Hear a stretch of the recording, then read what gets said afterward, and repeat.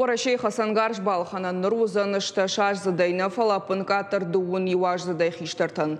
Кармагашка ифтинята швидар котой июня карон. Ногжак онама нога уалтытыхай журналистан разыр той Орашей гвардии управлений. Тархон гончиут кана административон хужавхарт сарджетан доманта факарш дарышты. Ифтинята бахаштой медицинон камиша сауны фаткмадар.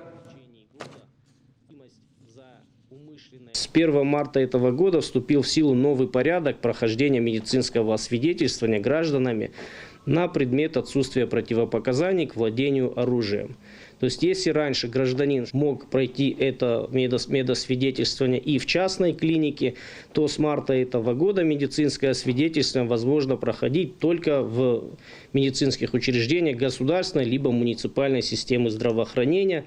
При этом в прохождение медицинского освидетельствования в обязательном порядке входит и химико-токсикологическая экспертиза на наличие в организме наркотических, психотропных веществ, их метаболитов.